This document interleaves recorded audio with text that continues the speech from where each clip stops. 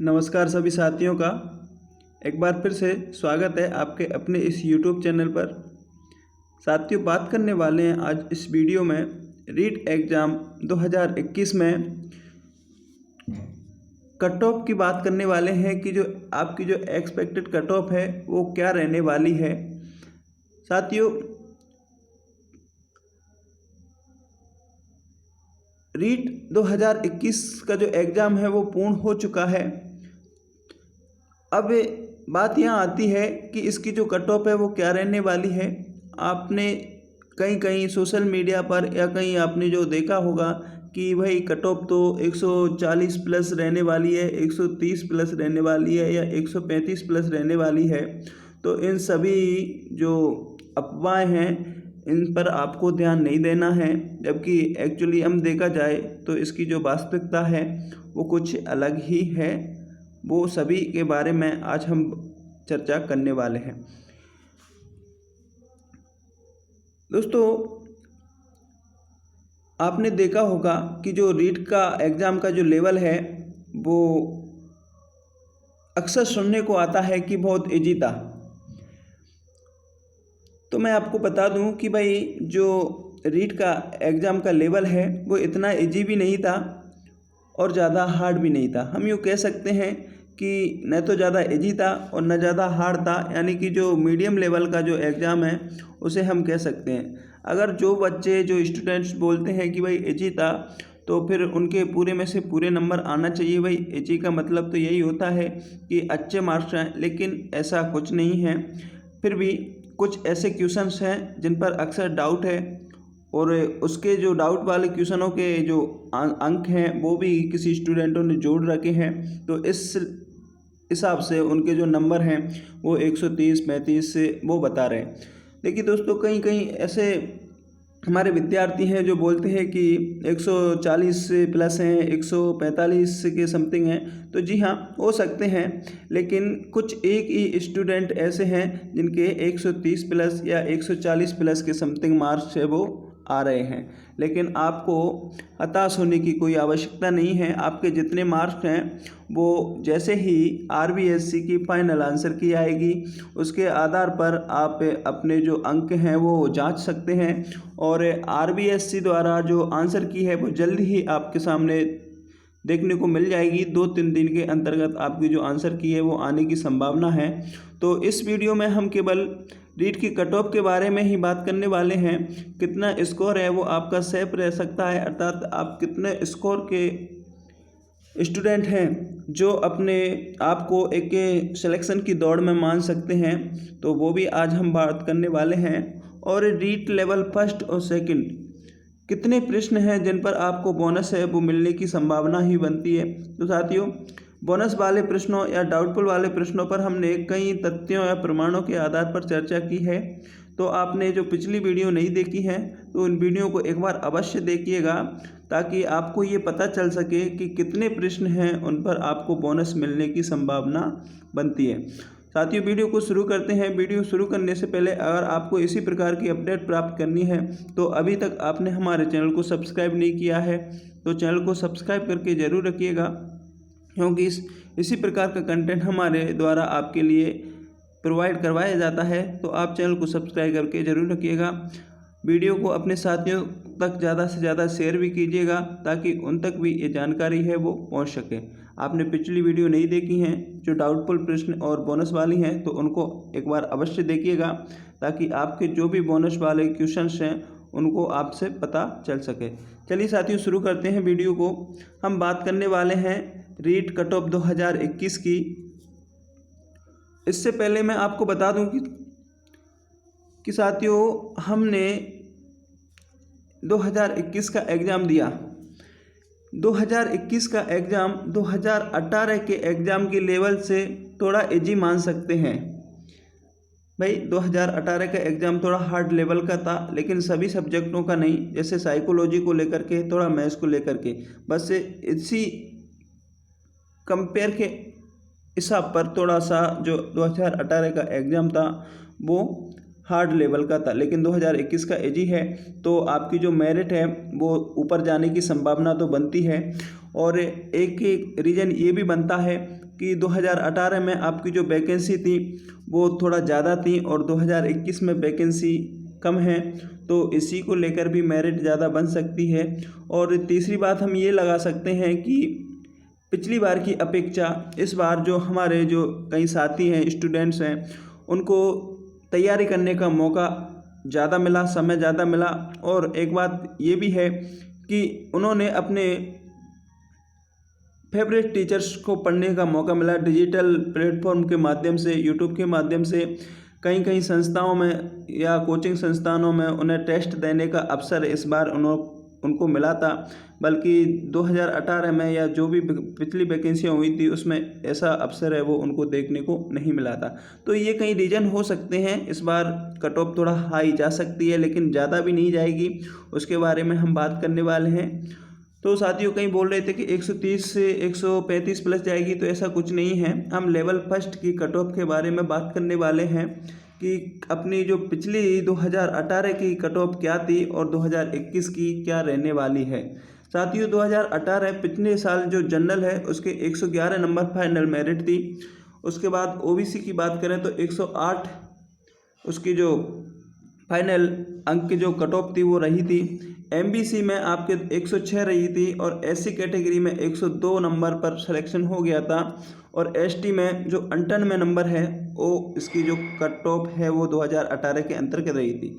इस बार साथियों ईवीएस एक नई कैटेगरी जुड़ी है, लेकिन 2018 में इसका कोई प्रावधान नहीं था, तो फिर इसको हम यहाँ पर नील छोड़ देते हैं। लेकिन 21 में हम बात करने वाले हैं।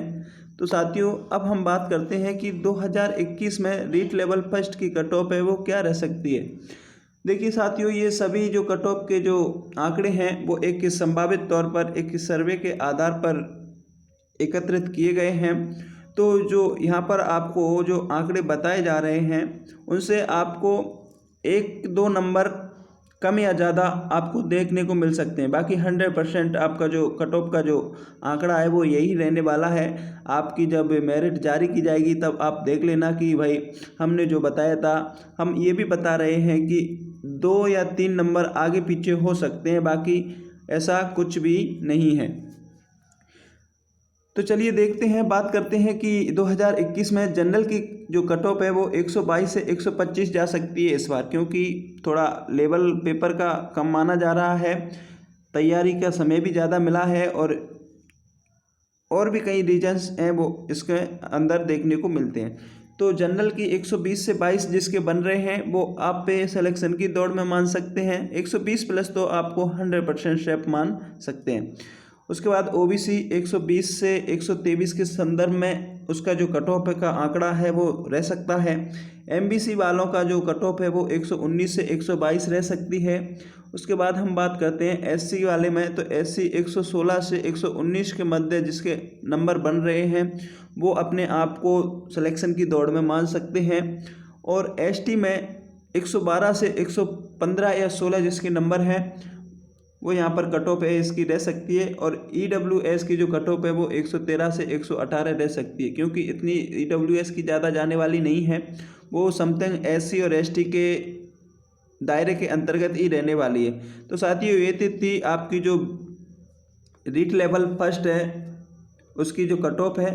दोस्तों आपके जितने भी नंबर बन रहे हैं वो आप एक बार कमेंट बॉक्स में लिख करके ज़रूर बताइएगा, और जिसके इतने नंबर बन रहे हैं वो ठीक है, बाकी आपको हताश होने की कोई आवश्यकता नहीं है। साथियों ये एक संभावित आंकड़ा है, नहीं बाकी आप ही इन नंबरों को देखकर कोई गलत कदम ना उठाएं। ये आपसे मेरी एक अपील है, एक रिक्वेस्ट है कि आपके जितने नंबर बन रहे हैं वो काफ़ी हैं। बाकी आप इस अब कट ऑफ के जो आंकड़े को छोड़िए और आप अपने अगली तैयारी में जुट जाइए, क्योंकि ये रीट तो हो गया इसका एग्ज़ाम, तो इसको तो अब छोड़ दीजिए, आप जो होगा वो आगे देखा ही जाएगा। नेक्स्ट हम बात करते हैं साथियों आपके लेवल 2 एसएसटी की बात करते हैं कि एसएसटी में कितनी आपकी कट ऑफ है वो रह सकती है।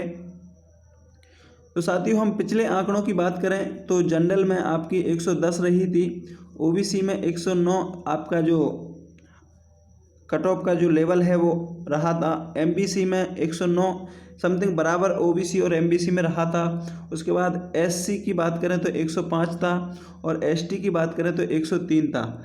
लेकिन अगर हम 2021 में बात करें तो इसका जो मामला है वो थोड़ा बढ़ सकता है। वही हमने देख लिया कि क्या रीज़न हो सकता है और क्या इसके जो आंकड़े हैं वो हमें आगे देखने को मिल सकते हैं।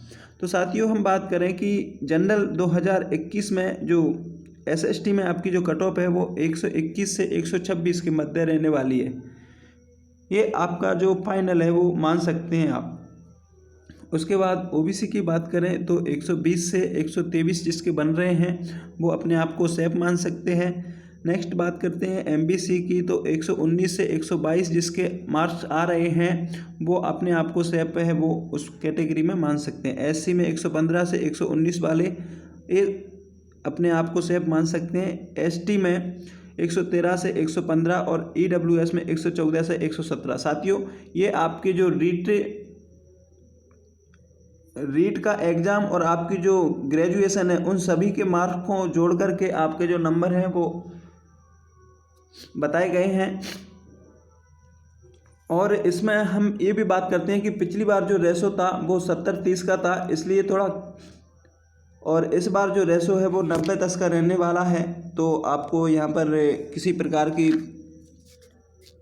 परेशानी या टेंशन नहीं लेनी है। आप अपने जो मार्क्स बन रहे हैं उन पर आप देखिएगा कि आंसर की आने पर आपके कितने मार्क्स हैं वो बन सकते हैं। तो ये आपका जो रीट लेवल 2 का एसएसटी का मामला है। नेक्स्ट बात करते हैं, अगली हम बात करें रीट लेवल सेकंड जो साइंस मैथ्स है उसकी कट ऑफ के बारे में जान लेते हैं कि साइंस मैथ्स में आपकी जो कट ऑफ है वो क्या रहने वाली है। तो साथियों, हम बात करें रीट लेवल 2 साइंस मैथ्स में 2018 में जनरल की 113 लास्ट वो कट ऑफ रही थी, ओबीसी की 111 रही थी, एमबीसी की 109 रही थी और एससी का जो अंक है वो 103 रहे थे और एसटी के 97 रहे थे। इसके बाद हम बात करें साइंस मैथ्स में 2021 में, तो जनरल की कट ऑफ है वो 120 से 24 के मध्य रह सकती है। बाकी ओबीसी की 118 से 122 रह सकती है और एमबीसी 116 से 120 के मध्य आपका जो कट ऑफ लेवल है वो रह सकता है। एससी में बात करें तो 114 से 118 जिसके बन रहे हैं वो सिलेक्शन की दौड़ में हैं। एसटी में 112 से 16 और ईडब्ल्यूएस में 113 से 17 जिसके बन रहे हैं वो अपने आप को सेफ जोन में मान सकते हैं। साथियों, अगला अगर हम देखें तो इंग्लिश की बात करें, रीट लेवल 2 इंग्लिश वालों की कट ऑफ भी हम देख लेते हैं कि पिछली बार 2018 जनरल में 102 रही थी, क्योंकि पिछली बार जो इंग्लिश की जो पोस्टें थी वो काफ़ी ज़्यादा थी इन एसएसटी उनकी अपेक्षा।